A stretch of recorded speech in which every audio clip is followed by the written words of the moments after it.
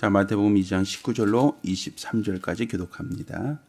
헤롯이 죽은 후에 주의 사자가 애굽에서 요셉에게 현명하여 가로되 일어나 아기와 그 모친을 데리고 이스라엘 땅으로 가라. 아기의 목숨을 찾던 자들이 죽었느니라 하시니 요셉이 일어나 아기와 그 모친을 데리고 이스라엘 땅으로 들어오니라. 그러나 아칼라오가 그 부친 헤롯을 이어 유다의 임금됨을 듣고 거기로 가기를 무서워하더니 꿈에 지시하심을 받아 갈릴리 지방으로 떠나가 같이 읽습니다. 나사렛이란 동네 와서 사니 이는 선자로 하신 말씀에 나사렛 사람이라 칭하리 하심을 이루려 함이로라. 아멘.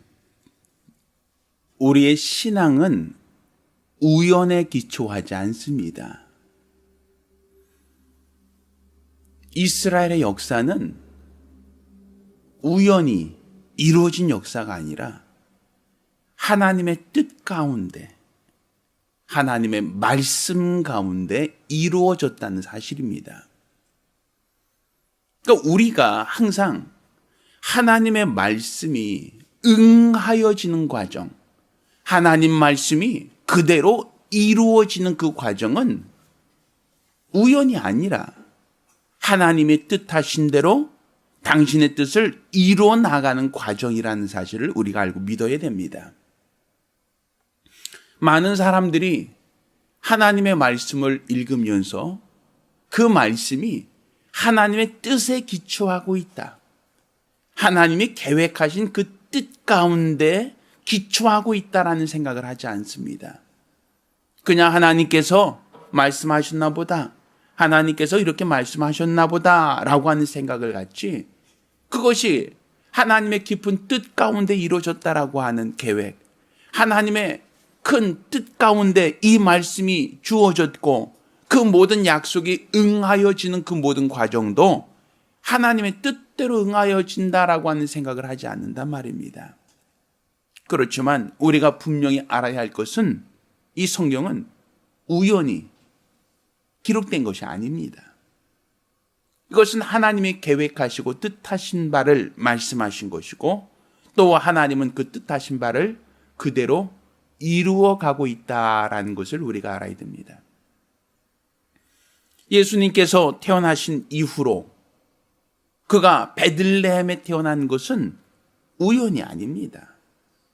오래전 선자를 통하여 예언하셨던 말씀대로 그가 베들레헴에서 나신 것이고 또 그가 헤롯의 위협을 피하여 애굽으로 내려갔던 것도 우연이 아닙니다. 이건 역시도 역사적 사건이고 이건 역시도 하나님의 뜻 가운데 이루어지고 있다라는 것을 우리가 알아야 됩니다. 또 애굽에 있다가 예수께서 다시 가나안으로 들어와 나사렛이라는 동네에서 그가 살고 그가 성장하게 되었다라고 하는 것도 그것도 우연이 아니란 말입니다. 그 역시도 하나님의 뜻 가운데 하나님의 계획하신 그 계획의 일부로서 우리가 볼 수 있어야 됩니다. 그러니까 예수님이 태어나는 그 순간부터 시작하여 파란만장한 그의 모든 공생애가 우연히 이루어진 사건들이 아닙니다. 하나님이 뜻하시고 뜻하신 대로 그 하나씩 하나님의 뜻을 이루어 나가는 과정입니다. 그렇기에 예수께서 십자가 위에서 말씀하신 그 마지막 말씀은 다 이루었다는 겁니다. 많은 사람들이 육체의 죽음에 앞서서 두려워하고 무서워하고 거기서 많은 사람들이 좌절하고 절망하는 말을 합니다만 예수님께서는 그 십자가 위에서 다 이루었다 라고 말씀하시고 운명하셨단 말입니다. 이것은 무엇을 이루었다는 겁니까? 죄 없으신 분으로 죄를 짊어지고 십자가를 졌는데 아무 죄가 없으신 분이 십자가에서 죽어가고 있는데 그게 무엇을 다 이루었다는 것입니까? 우리가 본다면 아까운 삶이 아닙니까? 사람의 나이로 본다면 33, 공생의 기간으로만 따진다면 3년밖에 되지 않습니다. 그런데 그 3년 동안 많은 병인을 고치고 죽은 자를 살렸으며 또 그가 이 땅에서 하나님의 말씀을 대언하시고 또 그가 많은 능력을 나타내셨습니다. 그런데 그것을 다 이루었다라고 말하기 쉽겠습니까? 아무 죄 없이 33살의 나이로 이 삶을 마감한다고 할 때 다 이루었다라고 하는 말이 나오겠습니까?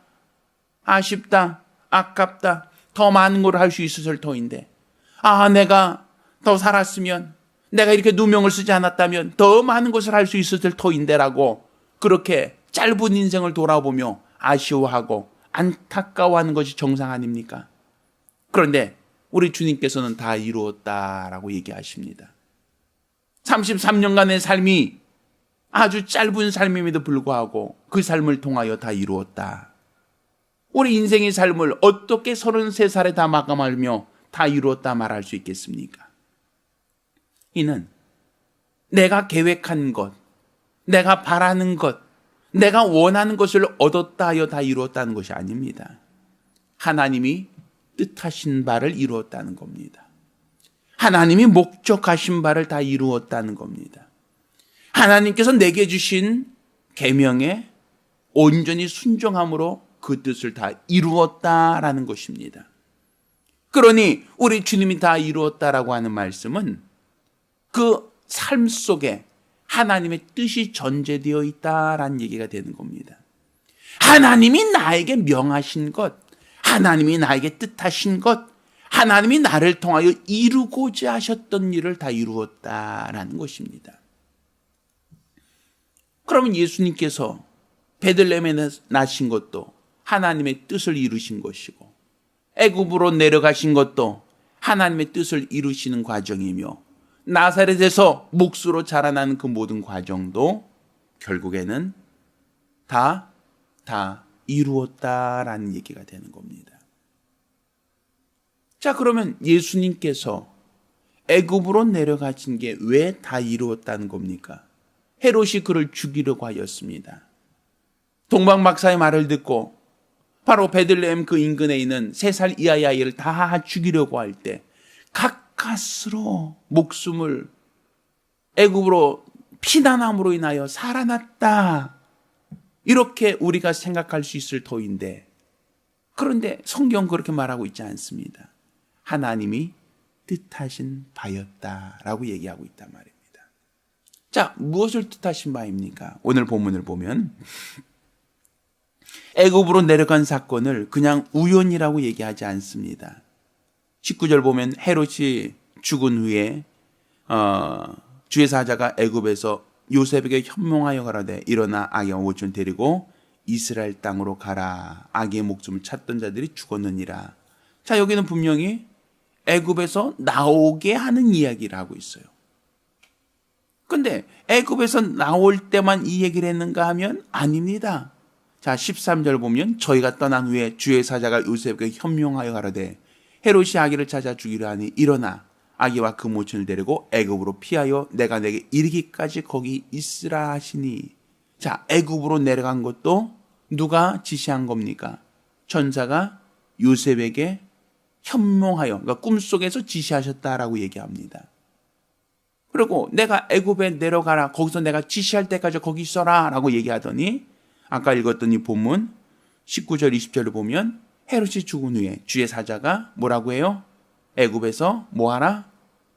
이제 아이를 데리고 나와라 라고 얘기한단 말이에요.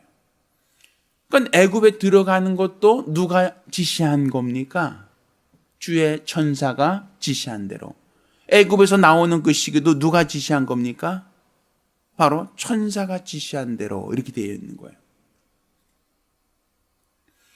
그러면 애굽에 왜 굳이 들어갔다 나와야 되느냐? 헤롯이 죽이려고 하니까, 헤롯이 아이를 찾아 죽이려고 하니까 어쩔 수 없이 내려간 거야 라고 얘기하지만 그건 아닙니다.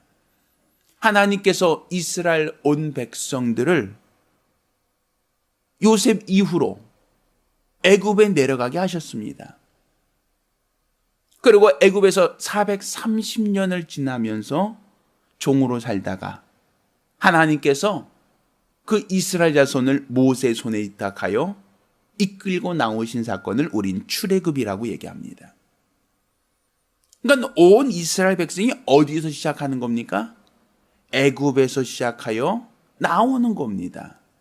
애굽에 시작하여 광야를 거쳐서 가나안으로 들어가는 겁니다. 그게 바로 이스라엘 백성이 하나님 뜻대로 민족을 이루고 하나님의 약속대로 가나안 땅을 점령하는 그 과정에 있단 말입니다. 예수 그리스도도 마찬가지죠.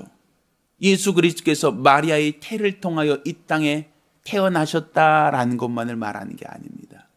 육체로 태어난 것도 하늘에서 뚝 떨어져서 내려온 것이 아니라 마리아의 태를 통해서 이 땅에 육신의 몸을 입으신 것처럼 민족이 되어지는 것도 어느 과정을 통하는 겁니까? 바로 어디? 애굽에서 나와야 하는 거란 말이에요. 오늘 이 본문에도 애굽에서 나오셨다라고 얘기합니다. 그러면 애굽에서 나왔다라고 얘기하면 이스라엘 백성은 어디를 거칩니까? 광야를 거치죠, 광야를. 애굽에서 나와서 광야 40년 거치지 않습니까? 자, 예수께서도 애굽에서 나오셨습니다. 그리고 그가 침례를 받으신 다음에 어디에서 시험을 받으러 들어가십니까? 광야로 들어가신단 말이에요. 또다시 성령에 이끌려서. 뭔가 우연이라고 얘기할 수 있는 겹치는 부분이 있지 않습니까? 왜 예수께서는 애굽에 굳이 들어갔다 나와야 되는가? 헤롯 때문에 어쩔 수 없이가 아니란 말이에요. 하나님의 뜻 가운데 님이 이스라엘 백성을 애굽에서 이끌어내셨던 것처럼 하나님의 아들 예수 그리스도도 애굽에서 이끌어내실 계획을 가지고 있는 겁니다. 그렇다면 우리들 역시 애굽에서 이끌어내셔야만 우리의 신앙이 시작하는 겁니다. 그 애굽에서 이끌어내신다는 것이 바로 그것이 어떤 곳이었습니까? 바로가 이스라엘 백성들의 왕노릇하던 곳이었고 고육을 시키고 노역을 시키며 이스라엘 백성을 억압하던 곳이었습니다. 그곳에서 하나님이 모세를 통하여 백성들을 이끌어내셨던 것처럼 우리도 이 세상 임금 마귀가 지배하는 곳에서 하나님께서 우리를 이끌어내시는 겁니다. 그러니 지금 우리가 사는 이 세상이 마귀가 지배하고 세상 임금이 왕노릇하고 있는 이곳에 하나님이 우리를 내버려 두시는 것은 여기서 뭐 하겠다는 겁니까? 여기서 이끌어내시겠다는 겁니다. 그래서 모든 신앙의 시작은 불신자부터 시작하는 겁니다. 때로 어떤 사람은 이와 같이 얘기합니다. 모태신앙이에요. 저도 그렇죠. 모태신앙이에요. 근데 그 말에 사실 어폐가 있는 거예요. 왜? 태어날 때부터 할렐루야 하고 태어나지 않거든요. 태어나면서부터 그가 하나님을 찬양합니다 하면서 그렇게 태어난 아이는 내가 침례 요한을 제외하고는 내가 본 적이 없어요. 모두가 다 애굽에서 이끌어내야 되는 겁니다. 모두가 다 불신자의 과정에서 하나님께서 그를 이끌어내셔야 되는 겁니다. 그게 바로 하나님께서 정하신 순리가 되는 겁니다. 예수 그리스도도 태어나면서부터 애굽에 들어가서 거기서 유하다가 하나님이 정하실 때 이끌어내셨던 것처럼 바로 애굽이라는 것은 시작점입니다. 바로 하나님이 그곳을 거쳐서 나오게 하신단 말입니다. 온 이스라엘 백성들도 어디서 시작했습니까? 아브라함은 가나안 땅에 들어와서 시작했어요. 그렇지만 하나님은 어디 들어갔다 나오라고 합니까? 애굽에 들어갔다가 그 민족이 나오게 하셨지 않습니까? 예수도 어디 태어나셨습니까? 원래는 유다 베들레헴입니다. 그렇지만 어디 들어갔다 나오라고 합니까? 애굽에 들어갔다가 나오게 하지 않습니까? 바로 이것이 하나님이 정하신 하나의 과정이라고 볼 수 있는 겁니다. 따라서 우리의 신앙도 이와 같은 겁니다. 우리 신앙도 바로 하나님이 우리 세상에서 우리를 불러내시는 겁니다.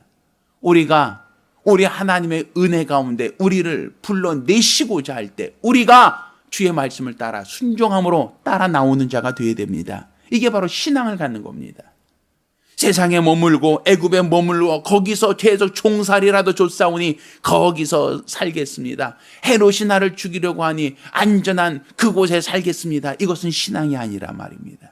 우리 신앙은 주님이 오라 하실 때 따라 나오는 겁니다. 주님이 나를 부르실 때 그 음성을 듣고 따라 나오는 겁니다. 이것이 바로 우리의 믿음이고 이것이 바로 우리의 신앙입니다. 따라서 우리가 기도하실 때에 주여 나를 부르실 때에 내가 주를 따라가기 원합니다. 주께서 나를 불러내실 때에 내가 주님을 따라 주님을 순종하기 원하오니 주여 나를 사용하여 주시옵소서 간절히 사모하며 한 목소리로 기도합니다.